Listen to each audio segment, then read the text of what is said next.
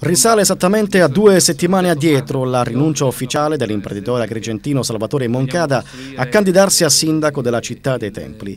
L'iniziativa a sostegno della candidatura alla Fondazione Agire Insieme, promossa dallo stesso titolare dell'Energy Group, è sempre vitale e operante in città attraverso progetti e proposte di intervento a favore di infrastrutture e servizi. Moncada però non sarà in corsa elettorale. Al momento, a parte le ricorrenti indiscrezioni su altri potenziali candidati, i contendenti sono solo 2, l'uscente Marco Zambuto, garantito un compatto terzo polo e da quanti altri intendano aggregarsi, ed il consigliere comunale Giuseppe Arnone. Ed ancora Salvatore Moncada risponde alla domanda sulle ragioni della sua rinuncia, su quale futuro disegna virtualmente per Agrigento e soprattutto quale sarebbe stato il suo candidato e quale lo sarebbe ancora verso la poltrona più alta di Palazzo dei Giganti.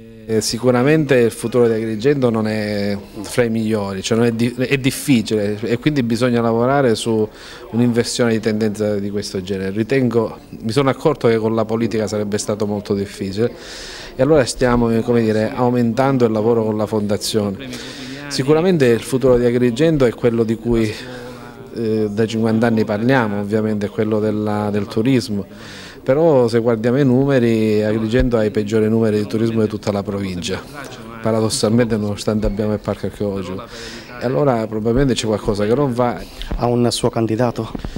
Ma è difficile, se mi dite chi potrebbe essere con grande stima una persona che può governare Agrigento, io posso dire subito, è una delle persone a cui ho detto per primo perché non ti candida, è Mimmo Fontana, Lega Ambiente. Io penso che sia una persona equilibrata, ma lui non si vuole candidare come tanti agrigentini, come dire, validi e che possono prendere, come dire, in mano la città in un certo modo non lo vogliono fare e questo onestamente è l'altro motivo per cui mi sono preoccupato.